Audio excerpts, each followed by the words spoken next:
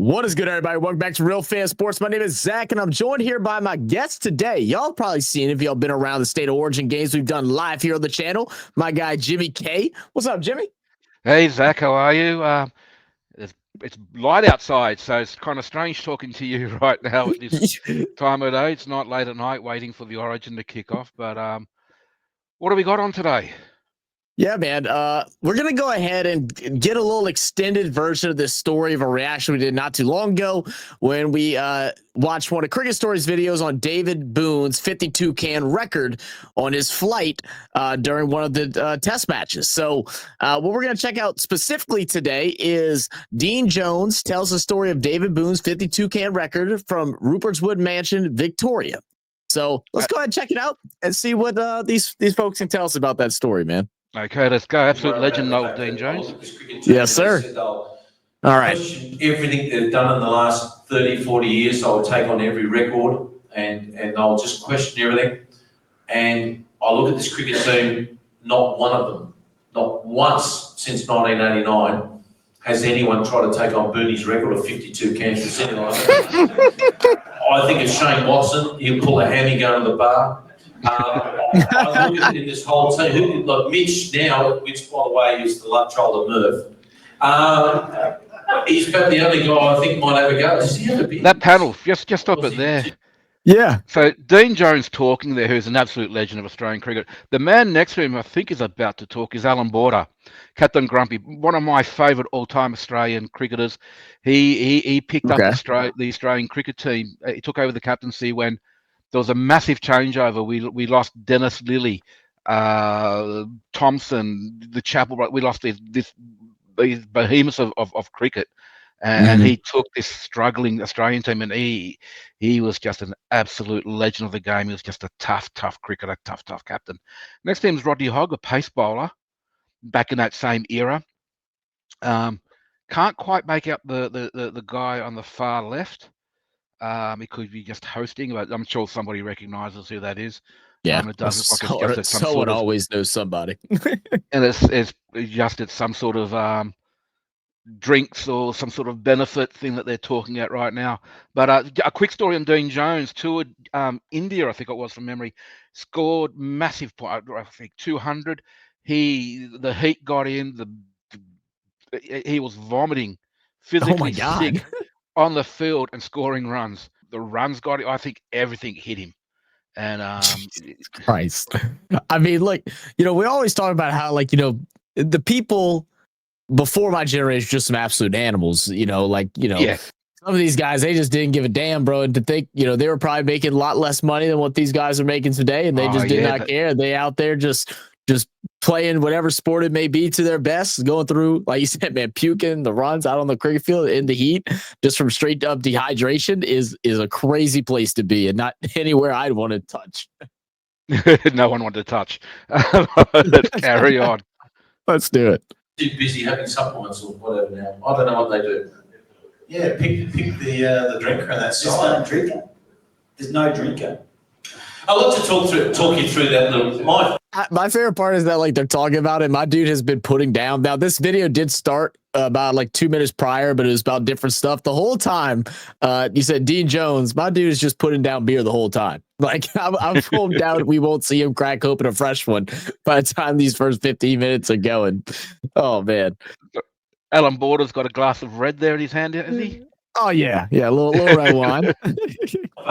Greatest man I ever met said to me before the 1989 tour, said, "Son, is there anyone you can sit next to the plane?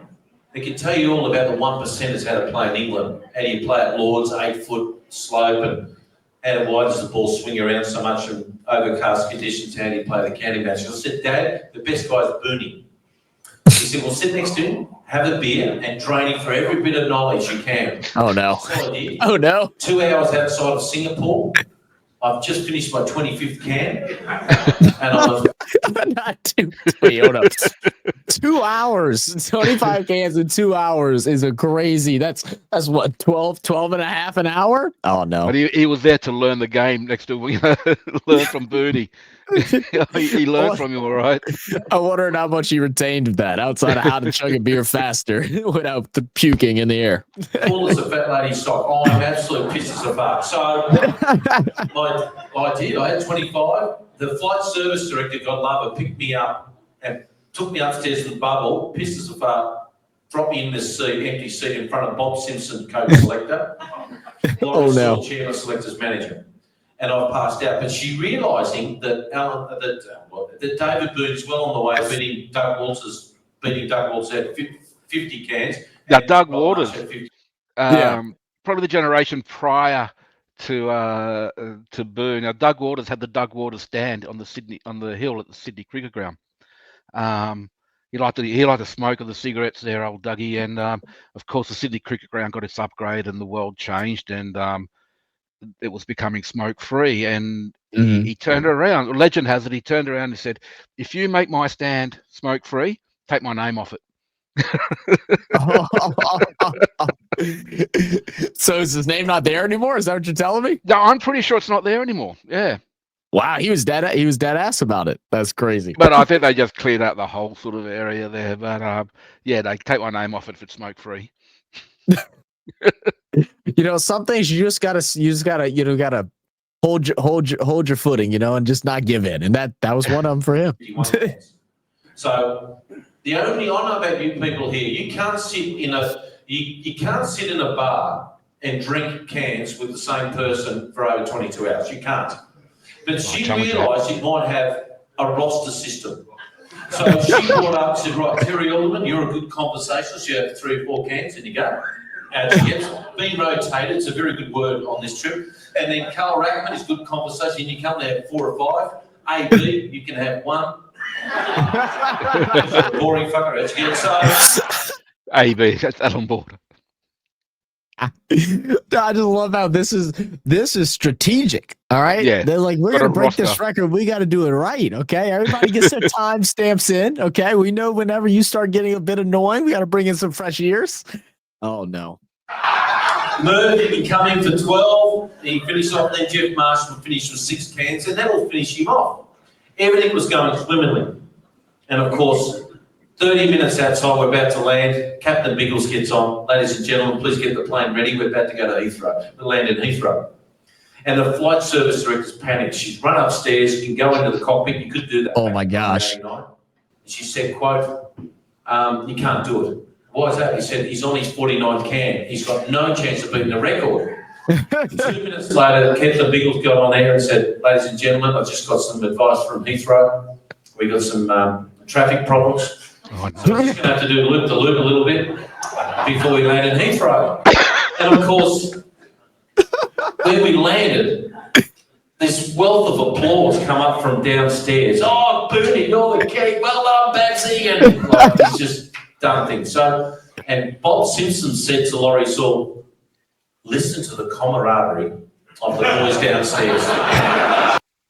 Dude, this is my thing. It's like I heard the story because a couple people have told me before in our Discord and during our live streams about how they really circled it. So he's 3 away. They're getting ready to land there, and the fact that the lady runs, not walks, she runs up to the top to go and tell the captain, "Hey, look, man, we got to figure this out. We got records to be broken, Jimmy, and we're gonna have to spin the block a couple times to make sure that this record can happen right now on this flight." Yeah, it's for the captain as well. Just to we're going to delay the landing. We need to see this happen. This is that it would not happen today. I just wonder what the call into the control tower and just being like, yeah, Roger, yeah, this is flight 307. Look, guys, we got a little competition going on here. We're gonna have to spin the block for about the next 10 to 15 minutes before we can descend. Okay, what's the problem here, sir? Yeah, we got about 3 more beers that need to be finished, or else there's going to be rioting once we land here in wherever. Whatever they said it was. That's crazy, man. Booney's won cards, 500. I won it on the 1964 tour, and I had made the most runs. Booney's going to have a fantastic tour. This is a big omen for Booney. And I'm thinking if he only knew And then Captain Biggles gets on. Ladies and gentlemen, welcome to Heathrow. 6 degrees outside, and I want to wish the Australian cricket team all the best because I know they'll do very well because David Boon has just broken the record, 52 cans from Sydney to London. Everyone has just gone off except Bob Simpson, who's gone purple with rage. I'm assuming selector. Coach. Coach Okay, and that's selector. okay. Oh, he's probably losing his head. And I walked up to Simo and I said, Coach, how unprofessional is that? Of David Boon, I'd send him home, I'll bat 3, won't be a problem. And he said to me, Dino, you were pissed before you landed in Singapore, shut the shit up. So, First of all, that's what I like to call good old opportunism. You know, my guy said, I see an opportunity in front of me. I was pissed drunk about 16 hours ago, a nap and a couple waters, you know, get some Advil. Coach, I'll go in and bat. The coach like, yeah, you know better, son. go your ass back to bed. the difference between Booney and Rob Marsh and Walters is Booney walked off the plane. Those two boys were carried off. Oh my gosh. Booney picked up his coffin, which he did at the carousel, and I was told I was his roomie for the next 2 weeks. And he hopped on now we got to the Westbury Hotel, and the room is not much bigger than this room. There's a downstairs, the ballroom, and we have to introduce the 47th Australian cricket team to all the English press, the 11 tabloids. Oh no. Sky and whatever. Why we got to do that, I don't know, but it's tradition. And we're wearing our green blazers. I'm still got a hangover, and Booney's smashed. No one asked a question to David Boon or myself, thank God. So when we walked off the dice, Laurie Saul said, boys, one more job to do, then your night's free. We have to go across the road to the pub because we have to have 1 hour cocktail party with our major sponsors for the tour. Oh no. The party's just begun, Jimmy. The party's just begun. I wasn't aware of this. That's what I love to hear, because I know in the cricket stories thing, you know, he talked about how he performed the next day and everything, but yeah, that's what I was asking in there. What happened once he got off the plane to go home? I was like, his coach had to been mad. I was like, he had to play cricket the next morning. What was he gonna do? Well, apparently they went and drank some more. Hold up, let's see if he does it. Sponsors in 1989 were Forex, and Booney's gone, oh great, feel like a beer. He should be dead, like honestly. So we went across, and I've had 1 pint across the road, and I'm feeling pissed again. I'm gone. So I looked at Booney, who looked slightly dishevelled, but he was okay. And I said, Booney, I'm going upstairs. Yeah, off you go, you weak so. So I went upstairs. I put my head down for 1 minute. Well, it felt like a minute. It was an hour. Phone call. Picked it up. Who was it? Paul from Concierge. You, Dean Jones? Yeah. You better come downstairs. You're rooming with Booney, aren't you? I said, yeah, why is that? He said, he's just passed out in the foyer Oh no. of the hotel, and he's still wearing his green blazer, and press is starting to take photos. Oh no. Downstairs, and there he was. So I couldn't pick him up, so I got the porter's trolley. He didn't want this. Now, like, I gotta ask, like, I mean, what would the response be to something like that back then? Because I can only imagine now if something like that would come out. It's you know, LeBron James pissed drunk, passed out at the hotel at the Olympics or whatever. Yeah, he would get.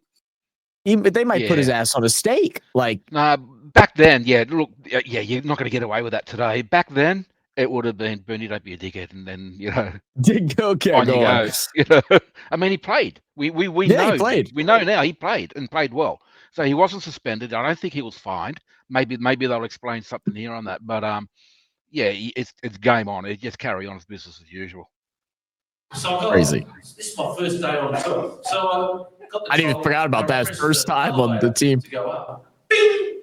Doors open. Who's the worst person to walk out of the elevator? Oh, it's a coach. Bob Simpson. David, my room, tomorrow morning, 9 o'clock, bring your passport. Oh no. So I pushed him in, silence going up the elevator, and Booney's sitting on the trolley. He's gone, He's not fucking happy, is he? He's not. I don't think so. Next morning, we only got $18,000 for that tour. You take out $8,000 in tax. And David Boon was fined $5,000 already before the tour. Now, that's $8,000 technically. And the guy was struck on for cash at the end of it. But ironically, amazingly, one of the greatest days of my life, 3.5 months later, Beefy bowled the ball at Old Trafford, short of length on his hip, worked behind square for 2, and David Boon scored the winning Ashes for the first time in 50 years in 1989. It was the greatest day of my life. What was his series like after drinking the 52 cans? Was he okay? 620. Man, he could not get out for the first month. So we just thought, shit, we've all got to get on the Forex. Like, I would just love to know what went on in that meeting at 9 a.m. He goes in, probably still, probably still a little buzz, a little hungover, walked out and wanted to send him home. What did he say to convince him to? It was the fine. Like, it was either take the fine or go home. Yeah. Oh yeah, you're probably right. Yeah, $5,000 to go home. Yeah. It's all right. Took the fine and went ahead and won himself a little series. Having a Pepsi, he could not get out the first month. So that was the preparation. Mate, proper prep. I knew we were destined for greatness. 52 cans. He got fined $5,000. He drank $8,000 worth of piss on the plane anyway. So I was gonna mention that too, but I was like, maybe because it's like a team trip, maybe the food and beverages and stuff are free. I'm like, he probably spent a pretty penny on a dang plane drinking that much beer. Yeah, I could imagine.